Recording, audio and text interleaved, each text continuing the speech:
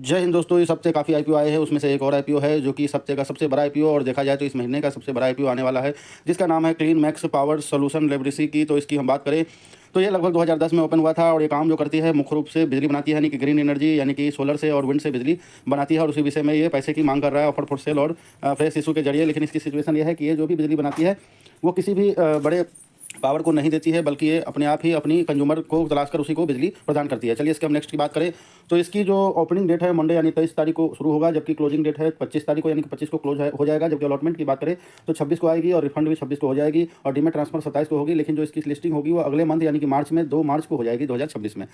अगर हम इसकी फेस वैल्यू की बात करें तो लगभग ₹1 पे फेस वैल्यू पे आ रही है। और इशू प्राइस की बात करें तो बहुत ही काफ़ी महंगी दिख रही है, लगभग 1000 से लेकर 1053 की है। कट ऑफ प्राइस 1053 ही रहेगी।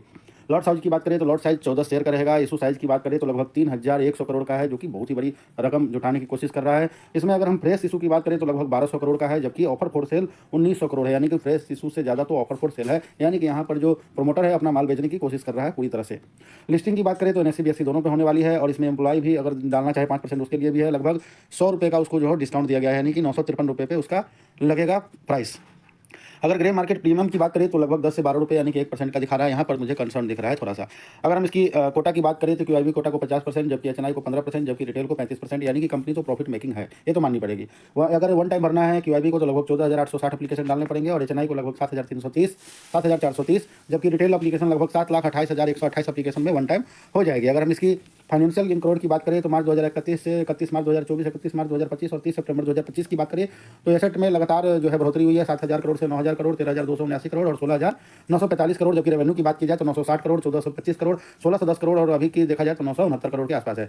प्रॉफिट आफ्टर टैक्स की बात करें तो -59, यानी कि 2023 में माइनस में था, यानी कि 59 करोड़ का लॉस था, जबकि 2024 में 37 करोड़ का लॉस। लेकिन अगर देखा जाए तो 2025 में 19 करोड़ का प्रॉफिट, अभी भी 19 करोड़ के प्रॉफिट में है। नेटवर्क की बात की जाए तो वहाँ बढ़ोतरी हो रही है 1200 करोड़ से 1800 करोड़, फिर 2500 करोड़, अभी देखा जाए तो 2600 करोड़ के आसपास है।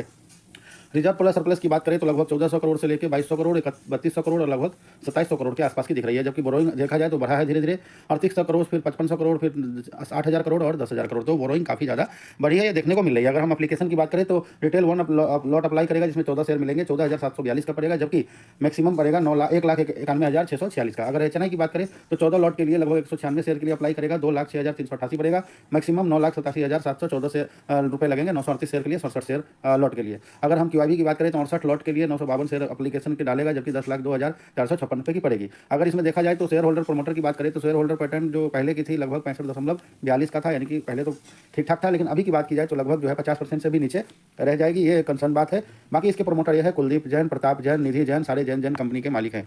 अगर हम ऑब्जेक्ट ऑफ इशू की बात करें तो इसमें रीपेमेंट एंड और प्रे पेमेंट की बात की गई है, जिसके लिए 1122 करोड़, जबकि जनरल को पर्पस के लिए कुछ पैसे रखेंगे।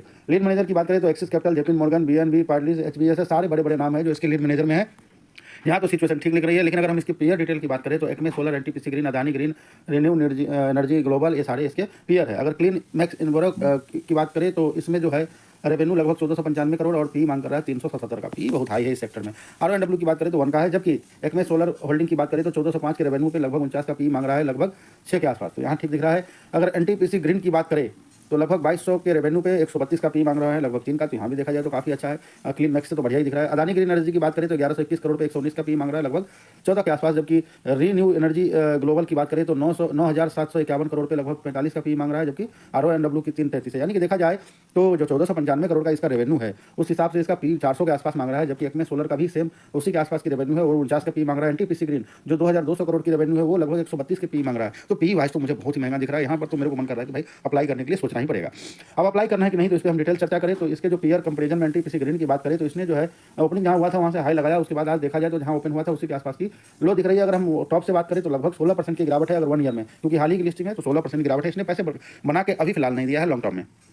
अगर अदानी ग्रीन की बात करें तो अदानी ग्रीन लगभग 968 पे चल रहा है, 103 पे क्लोजिंग हुई है, 12% चढ़कर देखा जाए तो साल में 103 रुपये और 12% का रिटर्न दिया है, यानी कि ये लगभग जो है ठीक ठाक रिटर्न माना जाएगा। लेकिन इसकी पी की बात करें तो बहुत ही महंगी पी पे आ रहा है, इसलिए मुझे इसमें सोचने की जरूरत है। अगर हम इसकी फेस वैल्यू की बात करें तो सिर्फ ₹1 का है और प्राइस जो है लगभग 1000 से 1053 है, जो कि महंगा है, यानी कि रिटेलर की समस्या है। अगर प्राइस वाइज तो देखें तो सिचुएशन थोड़ा अलग है। लॉट साइज की बात करें तो सिर्फ 14 शेयर मिलेगा। इशू साइज 3100 करोड़ का है, फ्रेश इशू 1200 करोड़, जबकि ऑफर फॉर सेल 1900 करोड़ है। ये बहुत ज़्यादा दिक्कत वाली बात लग रही है। बाकी मार्केट कैप की बात करें तो लगभग 12,325 का हो जाएगा। लिस्टिंग एनएससी पे है और एम्प्लॉय का ₹100 का डिस्काउंट है। तो मेरे से पूछेगा अप्लाई करना है कि नहीं, तो ग्रे मार्केट में अगर देखूँ तो 1% दिखा रहा है, तो यहाँ सिचुएशन थोड़ा गंभीर दिख रहा है। तो मैं तो मेरे को लग रहा है मैं अभी थोड़ा नॉट की तरफ ही जा रहा हूँ, लेकिन अप्लाई के लिए सोचने की बात होगी। तो अभी फिलहाल मैं अप्लाई करूँ या ना करूँ इस पर डिसीजन तो नहीं बना रहा हूँ। अगर दोस्तों आप इसमें कोई डिसीजन बनाते हैं तो आखिरी दिन में ही बनाएं, लगभग 2 से 3 बजे लास्ट डे में देखें कि क्या सिचुएशन QIB का है, उस हिसाब से अपना डिसीजन बनाएं, क्योंकि काफ़ी बड़ी IPO साइज है, तो इसमें मिलने की ज़्यादा गुंजाइश है। बाकी लॉन्ग टर्म के लिए तो सही है, अभी शॉर्ट टर्म में देखने वाली बात होगी। इसी के साथ अपना वक्तव्य समाप्त कर दूंगा। अगर दोस्तों आपको हमारी वीडियो अच्छा लगे तो कृपया चैनल को सब्सक्राइब कीजिए, वीडियो को लाइक कीजिए, दोस्तों के साथ शेयर अवश्य कीजिए। थैंक यू, धन्यवाद, बाय बाय।